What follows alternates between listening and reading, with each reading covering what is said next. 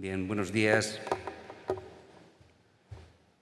Señor alcalde, autoridades congresistas, quiero agradecer, como no puede ser de otra manera, a la organización de esta tercera edición del Congreso de Sostenibilidad Demográfica y Territorial de Castilla y León por su amable invitación a participar en este evento, aunque sea de esta manera, de esta guisa, porque realmente es un evento, entiendo que interesante, clave en esta comunidad autónoma. Por él pasarán, ya nos lo ha explicado Ángel María Marinero, pasarán personas, pasarán experiencias sumamente interesantes como las que se ponen de manifiesto en este proyecto Semillas, personas, experiencias singulares que abundan en lo que ya se puso de manifiesto en ediciones anteriores, en el de Aguilar de Campoo, el primero de ellos, y Ciudad Rodrigo el año pasado.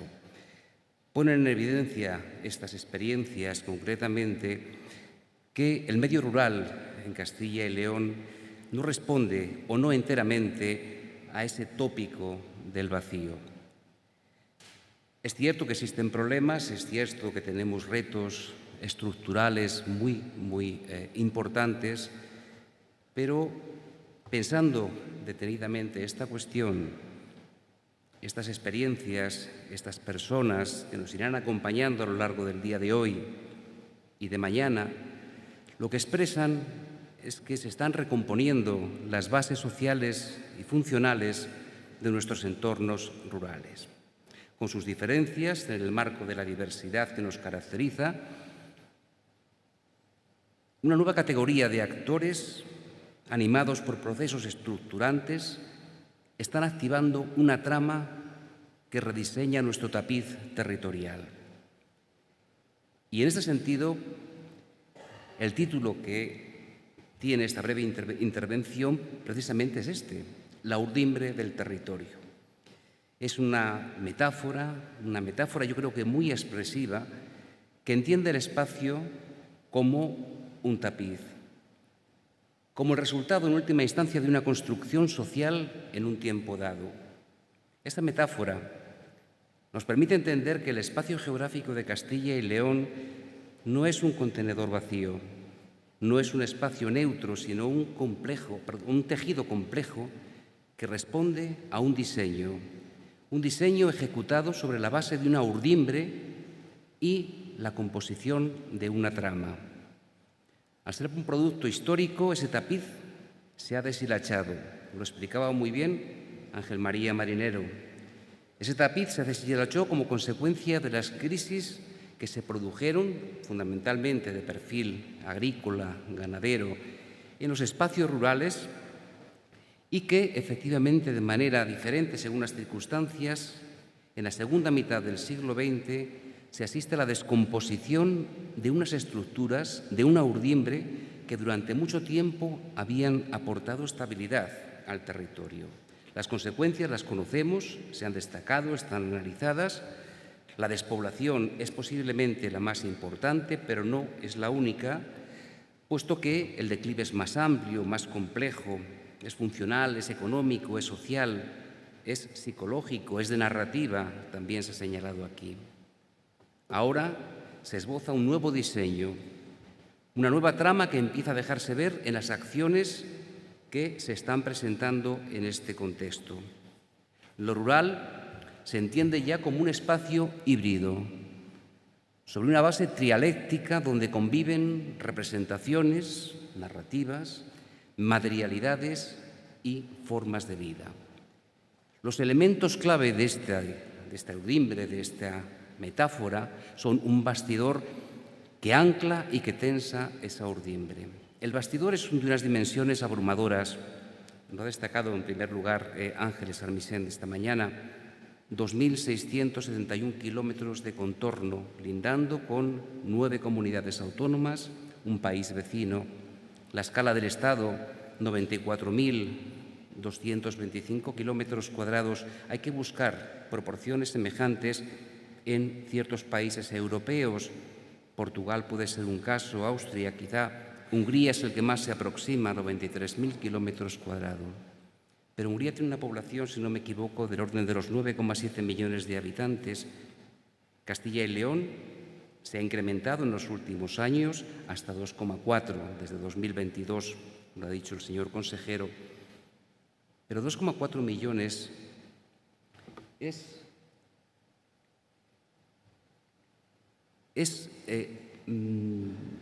una población relativamente pequeña. 2,4 millones es el tamaño de una metrópoli media europea. En el caso de Budapest, la capital de Hungría, son del orden de 2,3 millones. Bien, dispersemos esa población, como digo, media en una metrópoli europea, entre las 10 metrópolis de Europa con esas proporciones, dispersemos esa población en 2.248 municipios, en 6.181 entidades singulares de población. El resultado es lo que tenemos justo en ese mapa que se expresa. Es decir, son puntos dispersos en el territorio. En rojo son los 2.228 municipios, el resto son entidades singulares.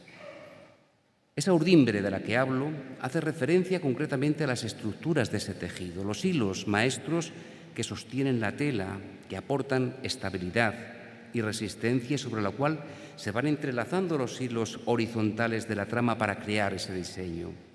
En términos geográficos, esa urdimbre está compuesta por la diversidad de componentes ambientales, por la densidad de los componentes culturales y también y sobre todo por esa red de asentamientos. Son los puntos de tensión de la urdimbre, los puntos que deben sostener ese tapiz del territorio. Pero son espacios de vida, espacios que adolecen de una doble patología, porque por un lado tenemos un rural en declive, pero por otro no tenemos un contrapunto, sino también una debilidad del tejido urbano. Lo rural concretamente es más que evidente, se puede observar concretamente por la dimensión. Si a esos puntos les colocamos ya su proporción de población, observamos las diferencias tan abrumadoras. Se puede observar en la tabla que está al lado, donde la mayor parte de esa proporción son entidades singulares de población con menos de 100 habitantes. Es la mayor parte. Solo por encima de los 10.000, podríamos entender la categoría del urbano, solo son 21 de 6.000. Es decir, la proporción es muy escasa. Lo rural, como digo, abrumadora presencia, se caracteriza por problemas estructurales como la involución demográfica, como el deterioro de los servicios básicos, el debilitamiento del tejido productivo, la pérdida de capacidad de acción colectiva. Todo eso alimenta un discurso, una narrativa de rechazo y, a la postre, la falta de atractivo territorial. Pero, por contra, no tenemos un sistema urbano con capacidad de articular el territorio. No hay un núcleo con suficiente, como digo, fuerza para que genere esa articulación. Predominan las ciudades capitalinas, ciudades medias, núcleos industriales de tamaño medio y también el papel de los núcleos exteriores. No podemos olvidar la fuerza de atracción que tienen en este caso Madrid, que tiene el País Vasco, que tienen otros núcleos, como digo, que articulan esas periferias.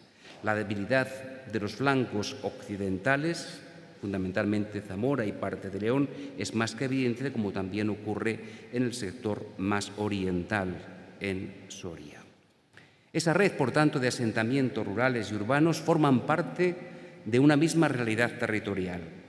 El reto se plantea concretamente no solo en términos administrativos, sino bajo lógicas funcionales adaptadas a los variados contextos geográficos, sociales y económicos que tiene Castilla y León. Bien, si entendemos, por tanto, el espacio geográfico de Castilla y León no como un contenedor vacío, sino como un tejido complejo que responde a un diseño ejecutado sobre una base de una urdimbre y también a una trama, empecemos efectivamente por el principio, por el diseño. Hace falta proyecto. Proyecto significa definir con claridad lo que somos y a lo que queremos llegar.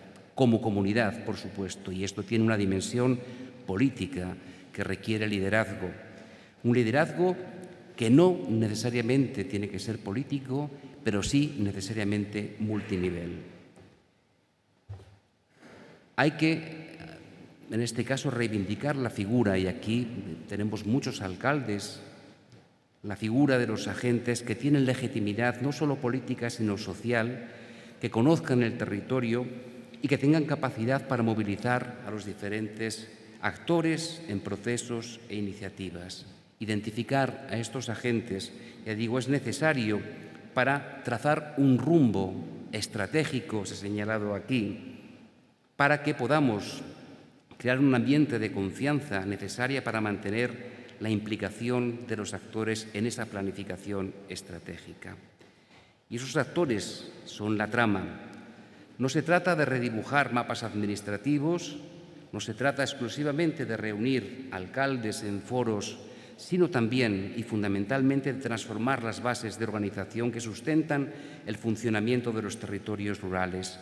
Es muy importante activar la sociedad civil, actores individuales, asociaciones que pueden colaborar en proyectos ilusionantes.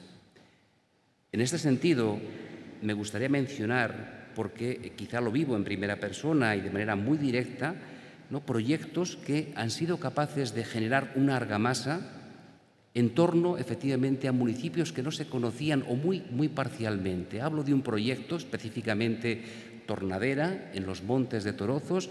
Yo he asistido a cómo nacía ese proyecto, he acompañado un poco en su desarrollo y realmente es magnífico entender cómo se activan no solamente, ya digo, con la presencia de alcaldes, sino sociedad civil, personas individuales, asociaciones que hay por decenas en pueblos muy pequeñitos y que efectivamente a base de la creación de una comunidad en torno al patrimonio, una comunidad patrimonial, de repente empiezan a descubrir comarca, empiezan a descubrir la importancia que tiene la colaboración municipal. Para ello hace falta también apoyo técnico. No podemos efectivamente dejar estas cuestiones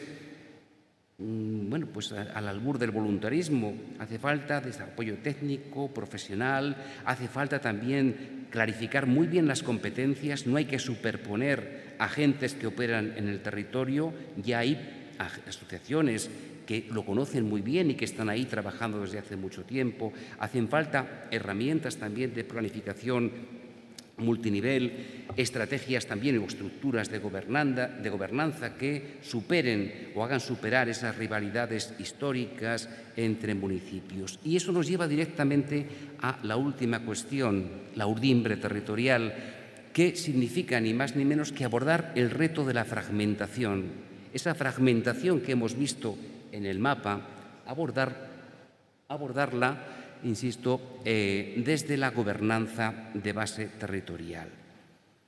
La primera cuestión ya ha salido aquí, es decir, considerar de manera integrada lo rural y lo urbano. No son categorías de análisis diferentes, forman parte de un mismo sistema territorial. Sabemos que las ciudades, sean grandes, pequeñas o medias, son los espacios que ganan el relato, son los que de alguna forma están beneficiándose de esa tendencia persistente a la concentración. Son las ganadoras. Pero las ciudades deben ser generosas porque tienen que aprender también de la experiencia.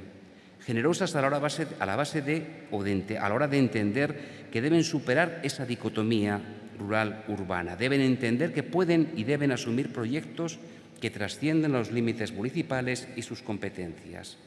Existen factores, en este caso, clave, como es la accesibilidad, tiempo, distancia.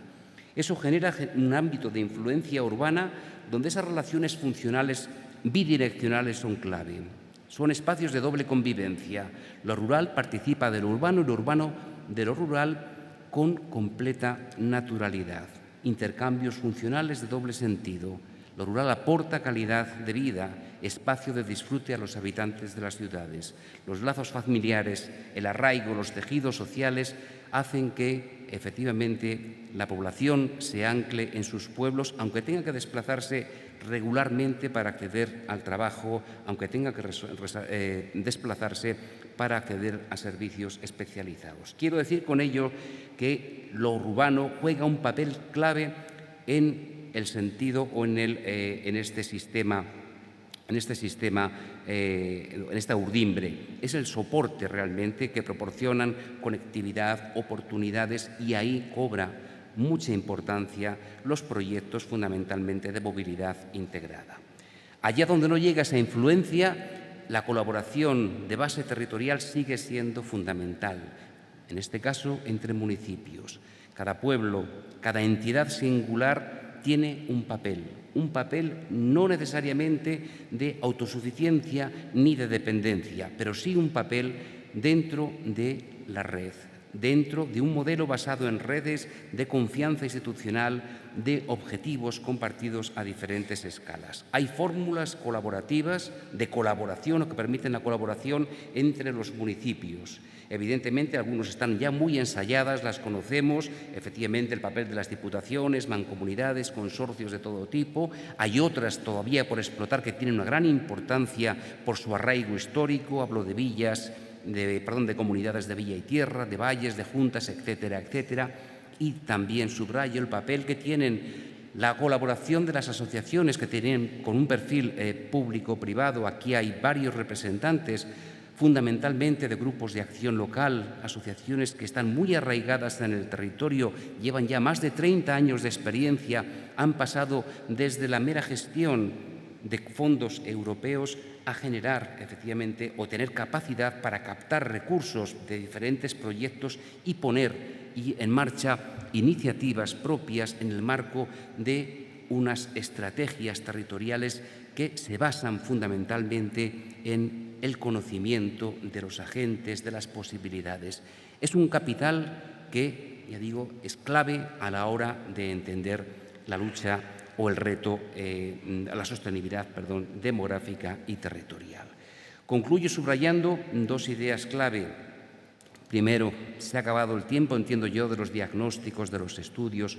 Conocemos efectivamente o se ha estudiado suficientemente. También existen muchos catálogos con buenas prácticas, con casos de éxito, experiencias replicables, pero entiendo que es el momento de la acción. Y para ello se necesita un marco público de planificación y ordenación territorial de referencia, un marco que dé soporte, solidez y continuidad a estos procesos que estamos planteando. Esta comunidad cuenta con herramientas de planificación y ordenación. Se han ensayado fórmulas, se han realizado libros blancos, planes regionales, se han elaborado leyes. Esta tierra yo creo que tiene baja tolerancia al error y demasiado apego a la ucronía, a lo que pudo ser y no fue. Tenemos que salir de la trampa de la frustración, y esa trampa de la frustración se elude reformulando las expectativas, aceptando el error como parte del proceso. Quiero concluir subrayando unas ideas de un querido colega que trabaja mucho y bien en estas cuestiones. Una de las pocas vías que les queda a estos territorios rurales frágiles para cumplir con el objetivo que ha señalado concretamente Ángeles, el objetivo de garantizar derechos, servicios y desarrollo a quienes desean vivir y trabajar en ellos, es legitimar la gobernanza inter y supramunicipal y la cooperación territorial como principios organizativos, entendidos como alianzas estables, con liderazgos comprometidos y marcos funcionales que puedan adoptar diferentes formas o proyectarse en diferentes instrumentos adaptados a las condiciones locales. Muchas gracias.